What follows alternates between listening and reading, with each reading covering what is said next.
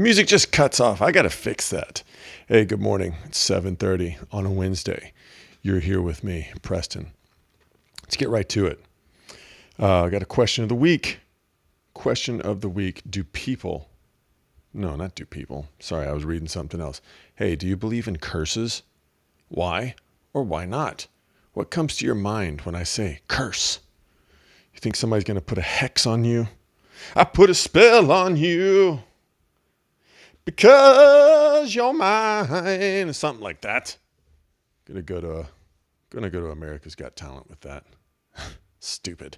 Hey man, do you believe in curses? You can leave it in the comments. You can think about it in your head. I will get to my answer. Not the answer, just my answer on Friday.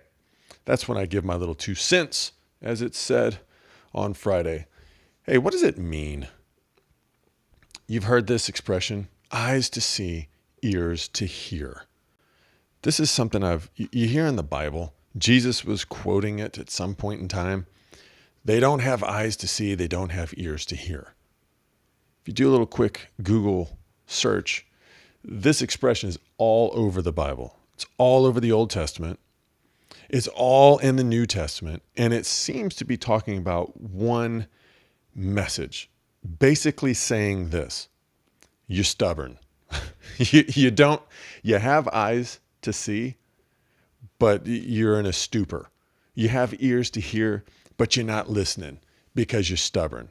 And some parts in the Bible go on to say that you're not listening or looking because God has put you in a stupor, because he knows you're a stupid person. No, that's not what it says. Stupor. I'm sorry. The word stupor just made me want to say the word stupid. But listen, it has to do with being stubborn, being hard-headed, and not seeing or hearing what God is doing. And many people want to know. They want to know what God's doing. They want to see what God's doing. Lord, just show me. Here I am, Lord, send me. I'll get involved. They really think that they're willing to do that. They're willing to listen. They're willing to learn. They're willing to go and be sent and do all this stuff.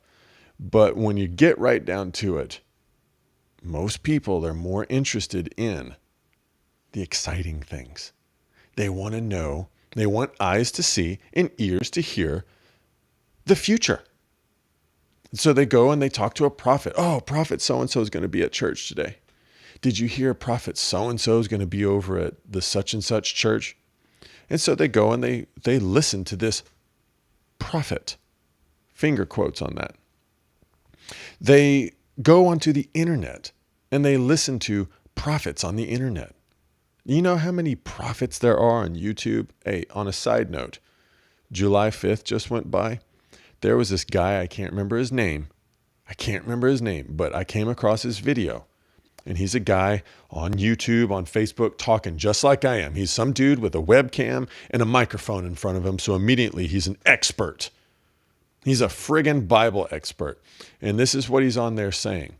On July 5th, he made this video before July 5th. On July 5th, scientists are going to open a gateway between heaven and hell. They're going to let demons in. It's going to usher in. And he quoted all these scriptures about the book of Revelation. I'm wanting to find him and say, hey man, it's after July 5th. Where's the demon gate? Can we go there and take pictures? Like in front of the Alamo, you go and you stand in front, you take a little picture. Oh, I went to the Alamo. Oh, I'm here in front of the demon gate. Boom. There's a demon coming in behind me. Ridiculous, man. Everybody knows the gateway between this world and the supernatural world is your mind. Everybody knows that. That's where the spiritual battle is, not in a gate. Come on. This prophet, he's been watching way too much Marvel movies, way too many Marvel movies. Stargate. He's probably not even a Marvel nerd. He's probably a Stargate nerd. Remember that movie where it turns out that Egyptians are actually aliens that come through a star portal? Whatever. Good movie. Kurt Russell, that other guy. Anyways, these internet prophets, people want eyes to see, ears to hear the exciting thing, the future. They want to know. They want to know what's going to happen, what's going on. So they turn to internet prophets. They turn to all kinds of sick, nasty sources, not healthy sources of information, I might add. The internet, it's a rough place to get your facts. Okay. I'm just a guy who likes to talk. So I make these videos, I do these lives because I enjoy talking. And I know there's a bunch of other people who like to enjoy talking as well. So sometimes they watch, they make little comments. I comment, they comment, everybody's happy, but I'm not an expert. Well, I am an expert in the same way that you're an expert. Nobody's an expert of your life. You don't need somebody like that, but let's keep going. Eyes and ears to learn about ourselves. That's what we need. Everybody wants to know the deep mysteries of the universe. God is going to give us eyes and ears, open our eyes, open our ears to learn about ourselves. We want to learn how to handle this and how to handle that. And God's like, why don't you learn how to handle the plank in your own eye before you deal with the speck in somebody else's? You can't even learn to live outside of your emotions, but yet you want to know the deep mysteries of the universe. Not going to happen. You think God is going to confide his plans for the future in an emotionally charged person who still flies off the handle of anger, who can't even handle bad news without getting pissed? Eyes and ears to learn about the work in front of us. We want to learn about the future and the exciting things. God wants to fix you. He wants you to see the plank in your own eye. So when you get the plank out of your eye, you'll see the work that is to do right in front of you. And everybody's like, I just want to do what the Lord created me to do. But they don't take the time to learn how to see their shepherd in front of them, learn how to see the way in front of them, to learn how to hear the voiceless voice of their shepherd speaking to them in their soul, not their thoughts, but their soul. And why does God want us to have eyes and ears? So that we can learn about the work that's right in front of us. If you learn to unplug from all the distractions of the world, to unplug from the religious, what's the word I'm looking for? Traditions, and get out of all that stuff. Okay, leave all the theology over there for a while. Leave all the traditions over there and learn to just look at what's in front of you. You'll be surprised at how much work there is to do right in front of your face. Everybody wants to pack up and move to another country, go on a missions trip, start a ministry, do all this other stuff. Not necessary. Not necessary. The harvest is plentiful, but the workers are few. Therefore, pray, Lord, prepare the hearts, the minds, the eyes, the ears of the individuals that you want to go and work. And the work is right there in front of us. I'll give you an example.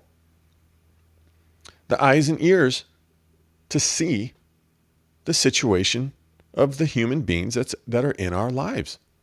The people. Some people are an orchard. And what is an orchard? It's a chunk of land with healthy trees on it that are producing fruit. Some people are an orchard. And we should be able to see that by the way they behave and by the fruit that they produce.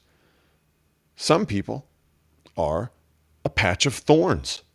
They're just a piece of land that nobody's done anything with. It's overtaken by thorns, and there's not one stitch of fruit on that thing. Just an observation, not a judgment.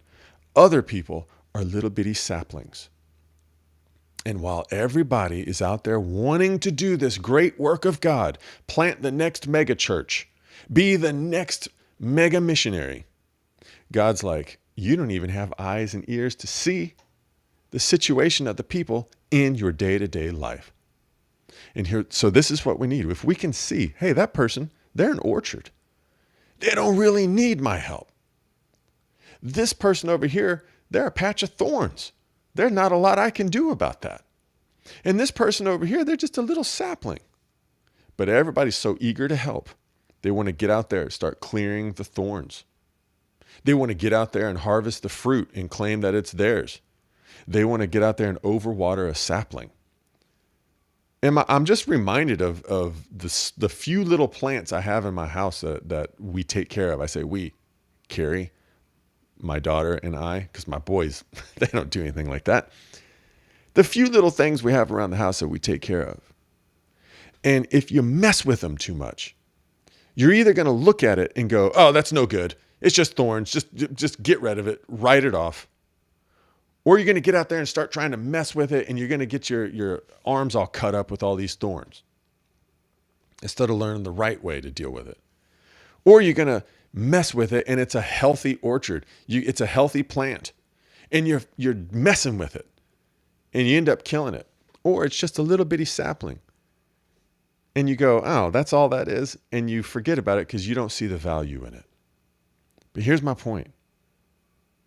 We need eyes and ears to see how much we are mucking up and trampling the kingdom of heaven right in front of us. We're mucking it up. We don't even know it. Meanwhile, we're screaming and wanting a mission from God. I'm on a mission from God. Like the Blues Brothers. We want a mission from God. But we can't even see the work that's right in front of us to do. The sapling that we're stepping on in order to get to our mission. And there's people in your life.